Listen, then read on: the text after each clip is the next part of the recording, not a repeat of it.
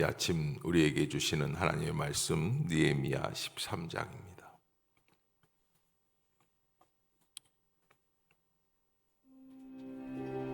그날 모세의 책을 낭독하여 백성에게 들렸는데 그 책에 기록하기를 암몬 사람과 모압 사람은 영원히 하나님의 총회에 들어오지 못하리니 이는 그들이 양식과 물로 이스라엘 자손을 영접하지 아니하고 도리어 발람에게 뇌물을 주어 저주하게 하였습니다. 그러나 우리 하나님이 그 저주를 돌이켜 복이 되게 하셨다 하였는지라. 백성이 이 율법을 듣고 곧 섞인 무리를 이스라엘 가운데에서 모두 분리하였느니라. 이전에 우리 하나님의 전의 방을 맡은 제사장 엘리야십이 도비야와 연락이 있었으므로 도비야를 위하여 한 큰 방을 만들었으니 그 방은 원래 소재물과 유향과 그릇과 또 레위 사람들과 노래하는 자들과 문지기들에게 11조로 주는 곡물과 새 포도주와 기름과 또 제사장들에게 주는 거제물을 두는 곳이라. 그때에는 내가 예루살렘에 있지 아니하였느니라. 바벨론 왕 아닥사스다 32년에 내가 왕에게 나아갔다가 며칠에 왕에게 말미를 청하고 예루살렘에 이르러서야 엘리야십이 도비야를 위하여 하나님의 전뜰에 방을 만든 악한 일을 한지라. 내가 심히 근심하여 도비야의 세간을 그 방 밖으로 다 내어 던지고 명령하여 그 방을 정결하게 하고 하나님의 전의 그릇과 소재물과 유향을 다시 그리로 들여놓았느니라. 내가 또 알아본즉 레위 사람들이 받을 몫을 주지 아니하였으므로 그 직무를 행하는 레위 사람들과 노래하는 자들이 각각 자기 밭으로 도망하였기로 내가 모든 민장들을 꾸짖어 이르기를 하나님의 전이 어찌하여 버림바 되었느냐 하고 곧 레위 사람을 불러 모아 다시 제자리에 세웠더니 이에 온 유다가 곡식과 새 포도주와 기름의 11조를 가져다가 곡간에 들이므로 내가 제사장 셀레미야와 서기관 사독과 레위 사람 부다야를 창고지기로 삼고 마따냐의 손자 사꿀의 아들 하난을 버금으로 삼았나니 이는 그들이 충직한 자로 인정됨이라. 그 직분은 형제들에게 분배하는 일이었느니라. 내 하나님이여, 이 일로 말미암아 나를 기억하옵소서. 내 하나님의 전과 그 모든 직무를 위하여 내가 행한 선한 일을 도말하지 마옵소서. 그때 내가 본즉 유다에서 어떤 사람이 안식일에 술틀을 밟고 곡식단을 나귀에 실어 운반하며 포도주와 포도와 무화과와 여러 가지 짐을 지고 안식일에 예루살렘에 들어와서 음식물을 팔기로 그날에 내가 경계하였고 또 두로 사람이 예루살렘에 살며 물고기와 각양 물건을 가져다가 안식일에 예루살렘에서도 유다 자손에게 팔기로 내가 유다의 모든 귀인들을 꾸짖어 그들에게 이르기를 너희가 어찌 이 악을 행하여 안식일을 범하느냐? 너희 조상들이 이같이 행하지 아니하였느냐? 그래서 우리 하나님이 이 모든 재앙을 우리와 이 성읍에 내리신 것이 아니냐? 그럼에도 불구하고 너희가 안식일을 범하여 진노가 이스라엘에게 더욱 심하게 임하도록 하는도다 하고 안식일 전 예루살렘 성문이 어두워갈 때에 내가 성문을 닫고 안식일이 지나기 전에는 열지 말라 하고 나를 따르던 종자 며칠 성문마다 세워 안식일에는 아무 짐도 들어오지 못하게 하였으므로 장사꾼들과 각양 물건 파는 자들이 한두 번 예루살렘 성 밖에서 자므로 내가 그들에게 경계하여 이르기를 너희가 어찌하여 성 밑에서 자느냐? 다시 이같이 하면 내가 잡으리라 하였더니 그 후부터는 안식일에 그들이 다시 오지 아니하였느니라. 내가 또 레위 사람들에게 몸을 정결하게 하고 와서 성문을 지켜서 안식일을 거룩하게 하라 하였느니라. 내 하나님이여, 나를 위하여 이 일도 기억하시옵고 주의 크신 은혜대로 나를 아끼시옵소서. 그때 내가 또 본즉 유다 사람이 아스돗과 암몬과 모압 여인을 맞아 아내로 삼았는데 그들의 자녀가 아스돗 방언을 절반쯤은 하여도 유다 방언은 못하니 그 하는 말이 각 족속의 방언이므로 내가 그들을 책망하고 저주하며 그들 중 몇 사람을 때리고 그들의 머리털을 뽑고 이르되 너희는 너희 딸들을 그들의 아들들에게 주지 말고 너희 아들들이나 너희를 위하여 그들의 딸을 데려오지 아니하겠다고 하나님을 가리켜 맹세하라 하고 또 이르기를 옛적에 이스라엘 왕 솔로몬이 이 일로 범죄하지 아니하였느냐 그는 많은 나라 중에 비길 왕이 없이 하나님의 사랑을 입은 자라 하나님이 그를 왕으로 삼아 온 이스라엘을 다스리게 하셨으나 이방 여인이 그를 범죄하게 하였나니 너희가 이방 여인을 아내로 맞아 이 모든 큰 악을 행하여 우리 하나님께 범죄하는 것을 우리가 어찌 용납하겠느냐 대제사장 엘리야십의 손자 요야다의 아들 하나가 호론 사람 산발랏의 사위가 되었으므로 내가 쫓아내어 나를 떠나게 하였느니라 내 하나님이여 그들이 제사장의 직분을 더럽히고 제사장의 직분과 레위 사람에 대한 언약을 어겼사오니 그들을 기억하옵소서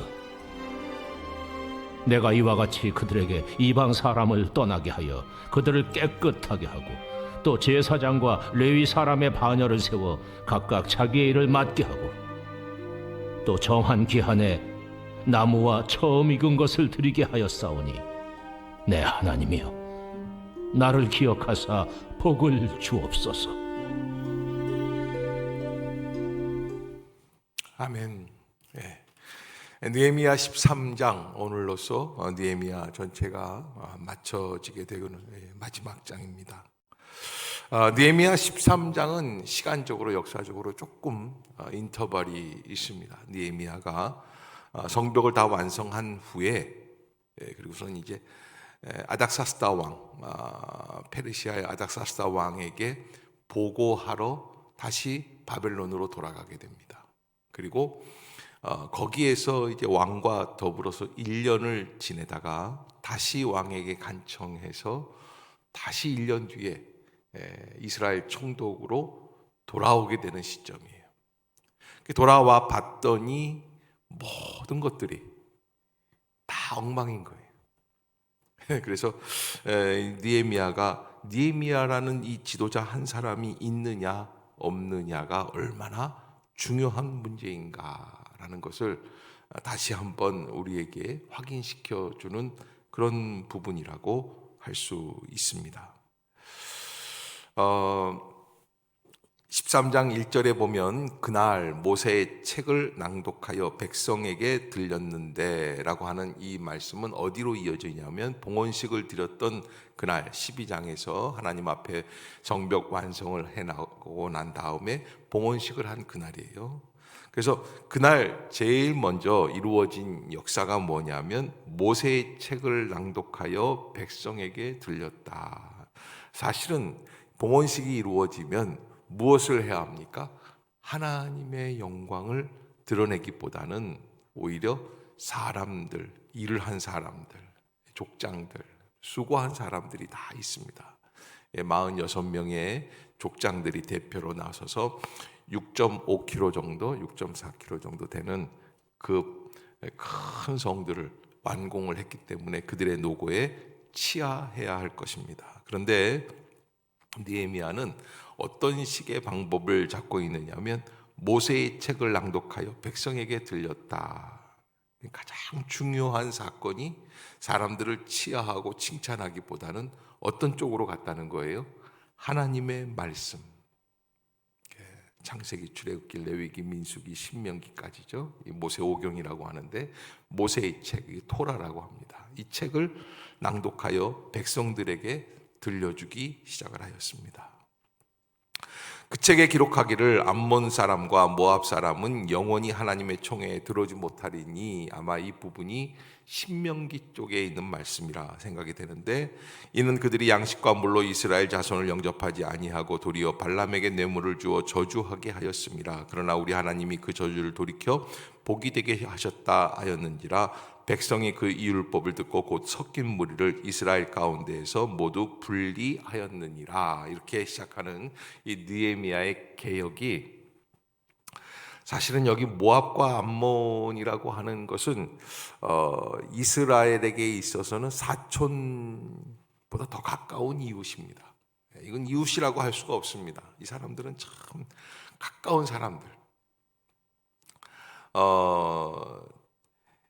아브라함에게 있어서 조카 롯이 있었는데 그 롯의 후손들이 모압과 암몬이죠.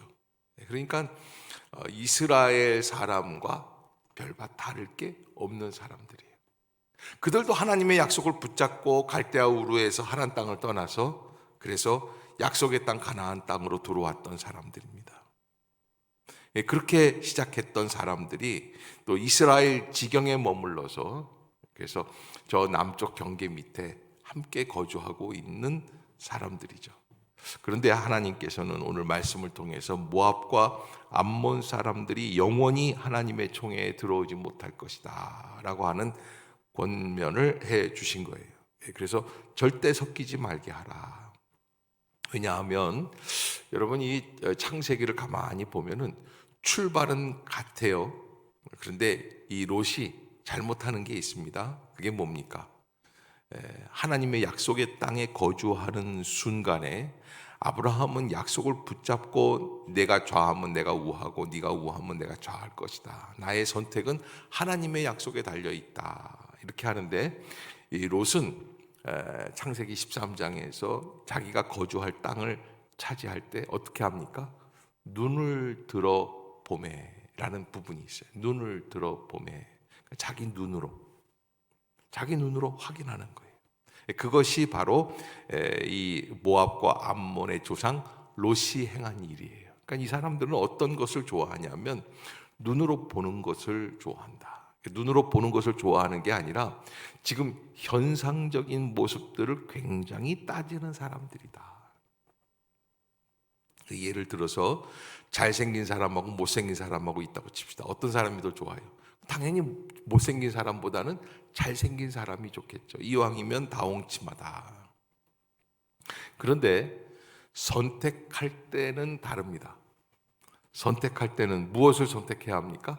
하나님의 약속이 있는 사람을 선택하는 게 우리의 판단의 기준이 되어야 할 것입니다. 달라야지 돼요. 그런데 모압과 암몬은 그렇지 않았다는 거예요. 특별히 이 사람들은 아브라함과 같은 후손이면서도 그럼에도 불구하고 이스라엘 백성들이 다시 애굽에서부터 출애굽하여 가나안 땅으로 돌아오는 그 순간에 2절에 보면 이는 그들이 양식과 물로 이스라엘 자손을 영접하지 아니하고 도리어 발람에게 뇌물을 주어 저주하게 하였다. 그러니까 오히려 먼 이웃보다도 못한 친족인 거죠. 모양은 똑같이 그리스도인 같습니다. 그러나 그들이 추구하고 있는 사상 가치관 이게 너무나도 틀린 거예요. 그래서 하나님께서는 어떤 것을 원하시냐면 순전히 말씀 중심, 복음 중심의 삶을 추구하고 살아가는 사람들. 더 나아가서 자기들의 이권, 자기들의 삶의 영역을 빼앗기지 않기 위해서 발람에게 뇌물을 주어 저주하게 하는, 이스라엘이 자기네들의 동포라고 생각하면서도 불구하고 그들을 떼어내는 그런 이기주의적인 신앙의 모습들, 이것을 다 어떻게 하라는 거예요? 제거하라는 거예요. 근데 여러분 오늘 본문을 통해서 그러면 우리 교회 안에서도 그런 식의 신앙생활 하는 사람들을 다 잘라내야 되겠구나. 여러분 그런 식의 신앙생활을 하는 사람을 다 잘라내면 우리 교회에 저를 비롯해서 남는 사람이 아무도 없어요. 이게 무슨 이야기예요? 내 속에 다 있다는 거예요. 그래서 어떻게 해요? 바울이 갈라디아서 2장 20절에 내가 그리스도와 함께 십자가에 못 박혔나니. 그러니까 여러분 바울이 갈라디아서 2장 20절에서 내가 그리스도와 함께 십자가에 못 박히는 이유가 어디에 있어요? 아무리 누구를 배제하고 내가 올바른 신앙생활을 하려고 아무리 노력을 해도 내 속이 온전히 거듭나지 아니하고는 주님 안에서 온전한 신앙생활을 할 수 없다는 고백이에요. 예수님께서는 그 허물 많은 백성들을 위해서 어떻게 하십니까? 십자가에서 죽으심으로 그들의 허물을 덮어주시는 역사가 일어나는 거예요. 그 모습을 보고 바울은 어떻게 결론을 내리냐면 죽어야 될 사람은 예수가 아니라 누구예요? 나구나. 이걸 깨닫는 거예요. 그러니까 이런 본문들을 느헤미야 13장 같은 본문들을 읽어보면은 야 구역장인데 새벽기도도 안 나오고 누구야 어떤 사람이야 뭐 이렇게 하면서 사람들을 찾고 뭐 너 때문이야 저 때문이야 이렇게 시작하는 사람들은 자격이 있다 없다. 예, 갈라디아서로 돌아가야지 돼. 그래서 내 속에 있는 죄악의 역사들을 씻어내기 시작을 해야 돼. 그렇게 이제 이 모압과 암몬적인 신앙의 요소, 나에게 내 속에는 그런 게 없을까? 여러분, 제가 늘 말씀드리지만 신학교 시절이에요. 내일 기말고사예요. 기말고사 시험이 한 2과목이 있습니다. 한 3과목 될 때도 있어요. 야, 이 시험은 어떻게 보나? 도서관에서 끙끙거리고 앉아 있습니다. 그런데 그날이 수요일 저녁이에요. 저 학교 밑에 광장교회라는 교회가 있는데 교회에서 종을 칩니다. 땡그렁 땡그렁. 자, 신학생이 교회 가야지 돼요? 공부해야지 돼요? 한번 대답해 보세요.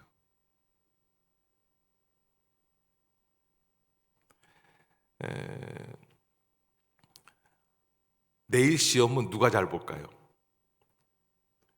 교회 간 사람이 잘 볼까요? 공부한 사람이 잘 볼까요? 여러분 제가 신학교에 있으면서 느꼈던 게 교회 가는 친구들이 있었어요. 약간 객기 같은 믿음이죠. 아니 난 교회 갈랜다. 교회 가서 예배드리고 그리고 와서 공부하고 그냥 꾸준히 앉아서 공부했던 친구들도 있어요. 근데 지금 이렇게 보면은 그때 교회 갔던 친구들이 아직도 목회하는 전선에서 그래도 하나님의 은혜로 잘 감당해 나가는 모습들을 발견하게 돼요. 제가 무슨 말씀을 드리려고 하냐면 그때 당시에 시험은 좀 못 봤어요. 그래도 낙제는 안 해요. 참 이상한 게 저도 신학교 시절에 많이 경험하는 게 공부를 죽도록 해도요 시험 점수가 잘 안 나오는 거예요.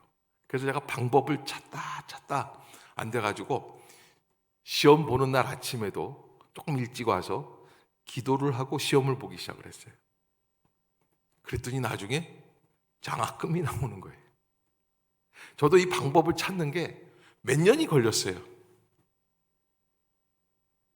그래서 알았어요. 아, 내가 가야 할 길은 성적을 잘 받아서 공부를 잘 해가지고 그래서 뭐 탁월한 교수님이 되거나 학자가 되는 쪽이 아니구나. 기도하는 사람이 돼야겠구나.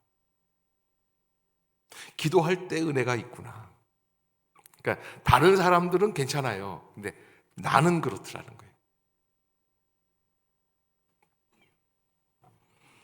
우리가 너희는 먼저 그의 나라와 그의 의를 구하라 라는 마태복음 6장 33절에 주님의 말씀을 듣고 그대로 하려고 한다고 하지만 그러나 당장 내 눈앞에 시험이 있다거나 중요한 사업이 있다거나 중요한 일이 있다거나 그러면 누가 먼저가 됩니까? 주님이 먼저입니까? 내 사업이 먼저입니까? 내 사업이 먼저가 될 때가 종종 있어요. 여기 모압과 암몬 이데올로기라는 것은 바로 그런 거예요. 눈에 본즉 보기에 좋은 역사예요. 아담이 왜 첫 번째 범죄를 어떻게 합니까? 하와가 갖다 주는 선악과를 보니 보암직도 하고 먹음직도 하고 또 그것이 나를 지혜롭게 할 것만큼 보였다. 요즘 21세기의 가장 중요한 이슈가 되는 루키즘이에요. 루키즘. 눈에 보이는 대로 판단하고 정죄하고 좋아하고 그래서 청소년들이 제일 좋아하는 사람들이 예전에는 너는 어렸을 때 뭐가 될래? 그러면 아이들이 대통령이요, 뭐 이런 사람들이 장관이요, 장군이 되겠어요, 뭐 간호사가 되겠어요, 뭐 이런 얘기들 했는데 요즘은 한결같이 해요. 넌 이 다음에 커서 뭐 될래? 그러면 아이돌이요. 다. 왜? 눈에 보이는 것에 집착하는 시대가 이 시대의 특징이기 때문에. 그렇다고 한다면 모압과 암몬주의의 이데올로기가 가장 많이 지배하고 있는 시대가 이때가 아니겠는가. 그것을 우리가 아주 경계하고 조심스럽게 어디로 돌아가야지 된다? 말씀으로 돌아가야지 된다. 아멘. 아멘. 여러분, 우리의 심령 속에서 모든 눈에 보이는 판단. 그래서 여러분, 학교도 서울대학이 좋습니까? 지방대학이 좋습니까? 당연히 서울대학이 좋죠. 그러나 여러분, 그런 식으로 사람을 좋은 사람, 안 좋은 사람 판단하지 말고 그런 걸 모두 멈추고 어디로 돌아가야 되냐면 말씀으로 돌아가야 된다.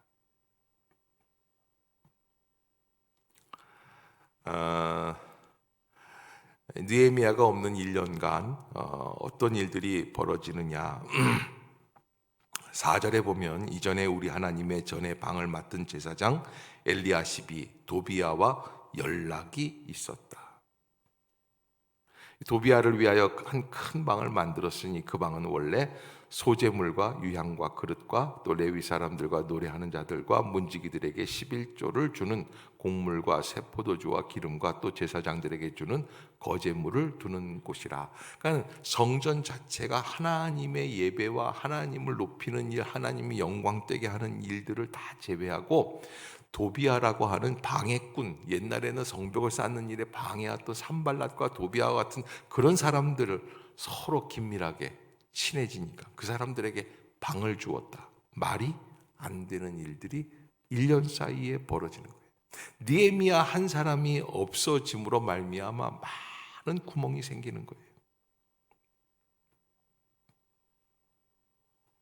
6절에 보면 느헤미야가 이런 이야기를 합니다. 그때에는 내가 예루살렘에 있지 아니하였느니라. 왜? 독자가 읽다가 왜 일이 이 지경이 되었느냐. 그러니까 이제 느헤미야가 6절에 그렇게 쓰는 거예요. 내가 그때 있지 아니하였다. 바벨론과 아닥사스다 32년에 내가 왕에게 나아갔다가 며칠 후에 왕에게 말미를 청하고 예루살렘에 이르러서야 엘리야십이 도비야를 위하여 하나님의 전뜰에 방을 만든 악한 일을 알게 되었다. 1년 없는 동안에 그런 일들이 벌어지게 되었다. 그래서 느헤미야가 어떻게 합니까? 도비야의 모든 세간살이, 그러니까 이 도비야라는 사람이 자기의 집을 그 성전 안에 만든 게 아니라 오피스텔, 자기의 사무실을 성전 안에다가 만든 거예요. 방 밖으로 다 내어 던지고 명령하여 그 방을 정결하게 하고 하나님의 전의 그릇과 소재물과 유향을 다시 그리로 들여 놓았느니라. 그 다음에 한 가지 10절에 보면 또 내가 알아본즉 레위 사람들이 받을 몫을 주지 아니하였다. 그러니까 마땅히 레위 사람들이 받아야 할 주의 일을 하면서 감당해야 할 몫들이 다 이루어지지 아니하였다. 그래서 레위 사람들이 어떻게 됩니까? 성전 때 성전에서 제사하고 노래하고 이런 사람들이 다 자기 밭으로 도망하였다. 이런 일들을 꾸짖어서 어떻게 하여 이렇게 레위 사람들을 다 버림받았느냐, 이 사람들을 다시 제자리에 세워라. 1년밖에 안 됐는데 1년 안에 이런 일들이 벌어진 거예요. 그래서 다시 한번 온 유다가 곡식과 새 포도주와 기름의 11조를 가져다가 곳간에 드리기 시작을 하고 거기에서 레위 사람들을 주는 월급을 지출하게 되었다. 뭐 이런 이야기들을 합니다. 이 느헤미야 13장 안에 약 한 3번에 걸쳐서 느헤미야가 이런 기도를 합니다. 14절 내 하나님이여 이 일로 말미암아 나를 기억하옵소서. 내 하나님의 전과 그 모든 직무를 위하여 내가 행한 선한 일을 도말하지 마옵소서. 자, 마지막에도 느헤미야는 그런 기도로 마지막 13장을 마치게 됩니다. 31절 같이 한번 읽어볼까요? 시작. 또 정한 기한에 나무와 처음 익은 것을 드리게 하였사오니 내 하나님이여 나를 기억하사 복을 주옵소서. 자, 이 31절까지 약 3번에 걸쳐서 13장 안에 이 느헤미야가 주님께 구하는 복은 어떤 복일까? 어떤 복일까요? 서울대학 가고 회사 대표가 되고 사장이 되고 돈을 수백억을 벌고 그러는 복일까? 여러분, 그 느헤미야가 기도하는 내용 그대로 누구를 기억해 달라는 거예요? 자기를 기억해 달라는 거예요. 어디에서? 이 땅 위에서의 삶이 맞춰지고 하나님 앞에 서는 그날, 하나님 앞에 이르게 해달라는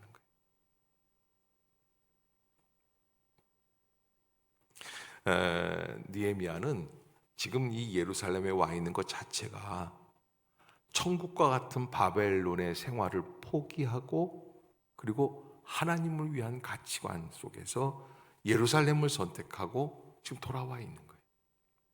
이미 그는 모든 세상적인 연락, 세상적인 명예, 세상적인 부, 모든 것을 다 포기한 사람들이에요. 가장 어려운 게 세상적 편리함이에요. 근데 그걸 다 포기하고 들어와 있어요. 그럼 느헤미야가 이 땅에서 가장 부요하고 가장 풍요로운 바벨론의 문화를 포기하고 예루살렘에 와 있는데 나를 기억해서 나에게 복을 달라는 그 복은 어떤 복일까? 그거는 바로 하나님 나라의 복이다. 그런 느헤미야가 무서운 사람이에요. 또 탁월한 사람이에요.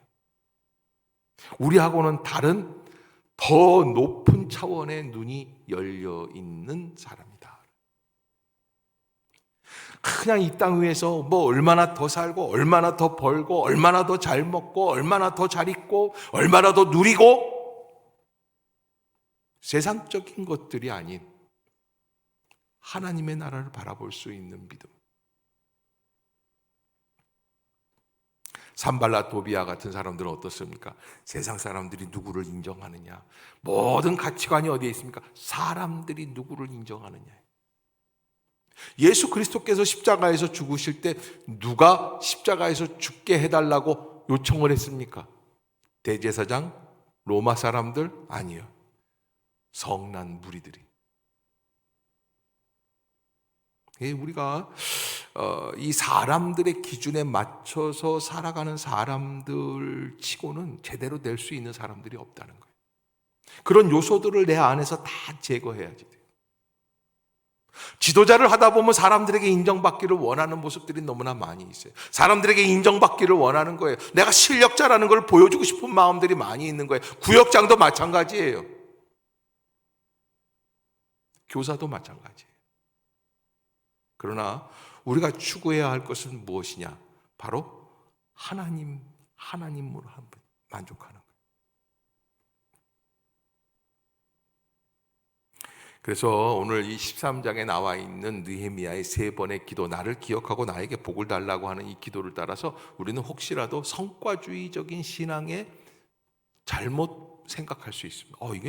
이게 이렇게 하고 하나님 앞에서 인정받으려고 자기만 구원받으려고 하는 그런 거 아니냐. 근데 그게 아니에요. 이미 느헤미야는 모든 것을 포기하고 또 세컨 찬스가 왔어요.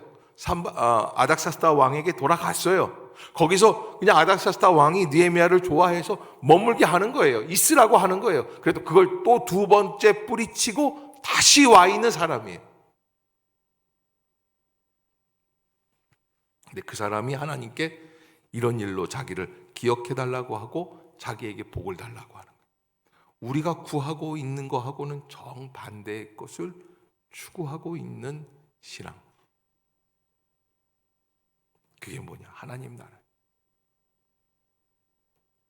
이 사람은 안식일을 다시 회복시킵니다. 1년 사이에 느헤미야가 없는 사이에 많은 장사꾼들이 안식일에 들어와서 장사를 하기 시작을 하고 내쫓으니까 성벽 밖에서 잠을 자기 시작을 합니다. 성벽을 쌓았던 이유가 무엇입니까? 안식일을 거룩하게 지키기 위해서. 느헤미야의 관점은 민족주의를 뛰어넘어 하나님 말씀 중심의 삶. 아멘. 여러분, 자칫 잘못하면 신앙이 민족주의가 되면 나중에는 민족이 우선이 됩니다. 민족을 무시하자는 게 아닙니다. 국가를 무시하자는 게 아닙니다. 그러나 국가가 하나님보다 더 위에 있는 신앙은 온전한 신앙이 아닙니다. 하나님 중심으로 돌아가야지 돼. 말씀 중심으로 돌아가야지 돼. 그래서 가장 중요한 것이 하나님의 뜻이 이 땅 위에 이루어지게 하도록 노력하는 일이에요. 어떻게 함으로써? 나를 십자가에 못 박음으로써. 거기에 우리의 목적이 담겨 있어야지 되는 거예요.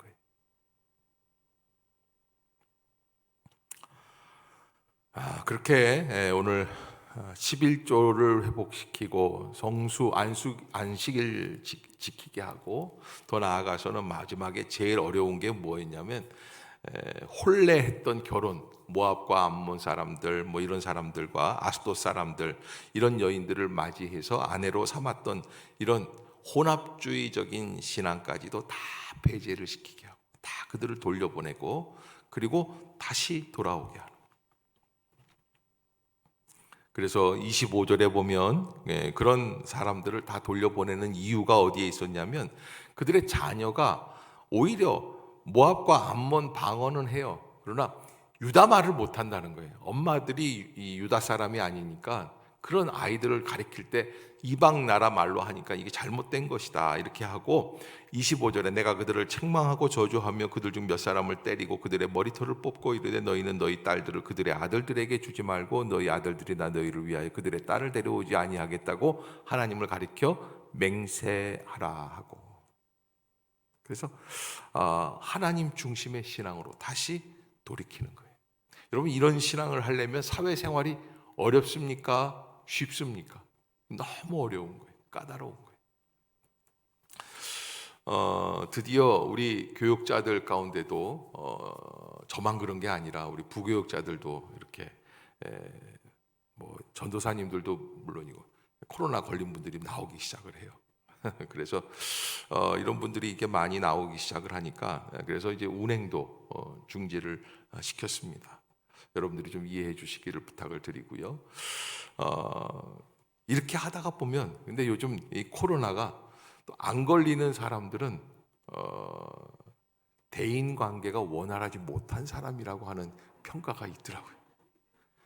커뮤니케이션이 잘 안 된다는 거예요. 사회적 소통이. 그래서 제가 얼마나 그 얘기를 듣고 은혜를 받았는지 몰라요. 그래, 내 나름대로는 그래도 소통이 있구나. 그런데 여러분, 우리가 그 소통이 없고 단절이 된다면 무엇 때문에? 신앙 때문에. 코로나 때문이 아니라 신앙 때문에. 참을 수 없는 일이죠. 그러나 그럼에도 불구하고 이들은 어떻게 하기를 원하는 거예요? 관계를 단절하기 원하는 거예요. 그래서 대표적으로 샘플로 드는 사람이 있어요. 이게 바벨론 포로 이후에 생겨진 사관이에요. 가장 범죄한 사람, 26절이에요. 26절 시작. 또 이르기를 옛적에 이스라엘 왕 솔로몬이 이 일로 범죄하지 아니하였느냐. 그는 많은 나라 중에 비길 왕이 없이 하나님의 사랑을 입은 자라. 하나님이 그를 왕으로 삼아 온 이스라엘을 다스리게 하셨으나 누가 그를 범죄하게 하였다. 솔로몬은 어떤 사람입니까? 가장 위대한 왕, 가장 부요한 왕, 가장 지혜로운 왕, 가장 잘생긴 왕. 그런데 느헤미야 13장에서 드디어, 이게 솔로몬 때부터 시작하면 약 한 300~400년? 400년 정도 흘렀을 거예요. 드디어 솔로몬은 가장 추악한 범죄자로 등극이 돼요. 느헤미야에 의해서. 여러분은 어떻게 바라봅니까, 솔로몬을? 대부분 제가 신방을 가보면 젊은 엄마들이 아이들을 위해서 기도해 달라고 할 때 봉투에 써서 이렇게 기도 제목을 내실 때 보면 이렇게 돼요. 다윗과 같은 믿음을 주시고 솔로몬과 같은 무엇? 지혜를 달라는 거예요. 그래서 심지어 우리나라만큼 다윗과 솔로몬을 좋아하는 나라가 없어요. 그래서 믿음 좋은 안수 집사님이 사업을 하기 시작하잖아요. 그 사람이 인쇄소를 하잖아요. 그 인쇄소 이름이 뭔 줄 아세요? 다솔 인쇄소예요. 다윗도 들어가고 솔로몬도 들어가요. 그런데 여러분 꼭 기억해야 될 것이 13장에 느헤미야 13장에 이르러서 솔로몬은 가장 추악한 범죄자가 됩니다. 바벨론 포로 이후에 삶을 바라보니까 우리가 언제부터 타락하기 시작했냐? 가장 부요해졌을 때. 거기가 범죄할 수 있는 가장 중요한 자리예요. 그러니까 여러분 우리가 부요해지지 말자고 하는 건 아닙니다. 그러나 부요하려고 하는 욕망은 좀 한번 포기해 봅시다. 아멘이 아무도 없고 너나 그래라.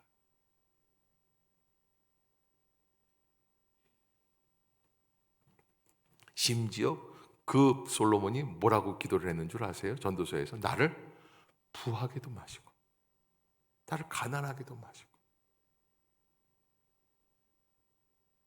겉으로 볼 때 솔로몬만큼 완벽한 사람이 없었어요. 그러나 한 300~400년 지난 다음에는 솔로몬이 가장 추악한 범죄자가 돼요.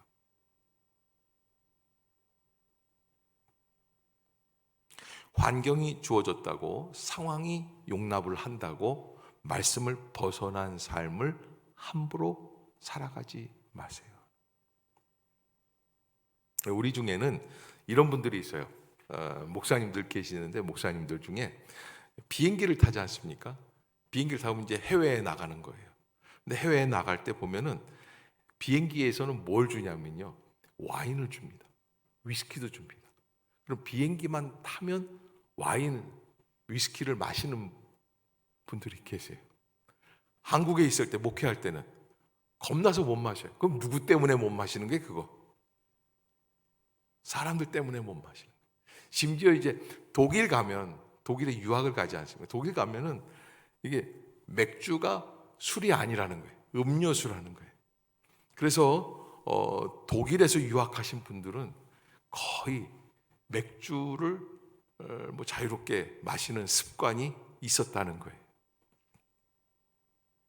이런 거를 뭐 또 따져보고 마셨어? 안 마셨어? 뭐 이렇게 그러고 하고 싶지는 않아요. 그러나 여러분 상황이 바뀐다고 해서 바뀌면, 여러분들 생각 속에 제가 독일 갔어요. 독일 여행 갔다 왔어요. 그런데 막 거기서 그냥 퍼지게 그냥 그 독일 맥주를 마시고 왔어요. 좋아 보여요? 그러니까 목사가 좋아 보이지 않으면 여러분도 어떻게 해야 돼요? 하지 말아야지. 목사가 기준이에요. 목사가 그런 일을 거기 가서 마음대로 이렇게 한다. 그러면 목사직을 차라리 내려놓고 그냥 자유로운 영혼으로 사는 게 좋지 않을까. 그런 분들이 계세요. 왜 목사라고 그런 걸 못하느냐. 목사도 누릴 거 누려. 그럼 목사를 내려놓고 하세요. 집에 엄마가 자유부인이야. 엄마가. 아빠는 정말 가정중심인데 엄마가 자유부인이야. 매일 출퇴근하는 게 카바레, 나이트클럽이에요. 매일 아빠가 바뀌어. 그러면서 그렇게 얘기하는 거야. 왜 가정주부라고 이렇게 못 살아? 그럼 차라리 어떻게 하는 게 편해요? 차라리 내려놓고 정말 호롤단신으로 자유부인으로 사는 거예요. 이 오늘 설교는 안 나가는 게 좋을 수도 있겠다. 이거 내가 너무 지금 오바해서 적용하는 것 같은데, 근데 제가 이렇게 새벽 기도에 나오신 분들하고 이 느헤미야 13장을 묵상하다 보니까 조금 흥분해서 그러는 거예요. 좀 이해를 좀 해주시고요. 우리가 말씀을 나에게 적용하고 빠른 속도로 적용을 해서 어떻게 살아야지 되겠느냐라는 것을 할 때 우리는 오늘 이 아침부터 어떻게 살아야 될까요? 내 속에서 혼합주의적인 요소, 또 세상적인 영리주의적인 요소들, 세상적으로 인정받고 세상적으로 돈 벌고 세상적으로 부유해지고 세상적으로 훌륭하게 되려고 하는 요소들, 그걸 어떻게 해요? 좀 내려놓으라는 거예요. 그래서 우리의 목표가 어디로 가야 될까요? 마태복음 6장 33절에 너희는 먼저 그의 나라와 그의 의를 구하라. 하나님 중심의 클릭을 맞추고, 신앙의 가장 포커스가 십자가의 중심이 되어서 잘 먹고 잘 살기 위한 신앙이 아니라 어디로 가야 되는 거예요? 하나님의 말씀에 순종하기 위한 신앙. 아멘. 아멘. 여러분들이 꼭 잊지 마시기를 주의 이름으로 부탁합니다. 내일부터는 에스더서 이제 통독해 나가도록 하겠습니다. 기도하겠습니다. 사랑의 하나님, 느헤미야 13장까지 마쳤습니다. 에스라에서 시작해서 느헤미야까지 우리의 신앙에 말씀이 적용되기를 원합니다. 우리가 하나님을 믿는다고 하지만 발판을 세상 가운데 두고 있기에 세상을 좋아하며 세상적 가치관, 나 중심적인 가치관 속에서 세상을 판단하고 또 세상을 흠모하고 세상을 따라가며 주님을 섬긴다고 하지 않는지 한 번 더 되짚어 보게 하여 주옵소서. 오늘도 하루 종일 주께서 우리의 길을 인도해 주시고 질병으로 고통당하는 성도들이 많이 있습니다. 하나님, 또 특별히 코로나 확진이 되어 나오고 싶어도 나오지 못하는 성도들도 많이 있습니다. 주님, 그들을 불쌍히 여겨주시고 긍휼히 여겨주시며 질병의 자리에서 회복시켜 주시옵소서. 하나님 중심의 신앙생활로 마침내 영광에 이르게 하여 주옵소서. 오직 주께서 우리를 다시 새롭게 구별해 주실 줄로 믿습니다. 성령의 기름을 부어 주시어서 내 힘, 나의 의지로는 늘 연약하여 넘어지오니 하나님의 성령의 은혜를 부어 주시옵소서. 예수님의 이름으로 간절히 기도드리옵나이다. 아멘.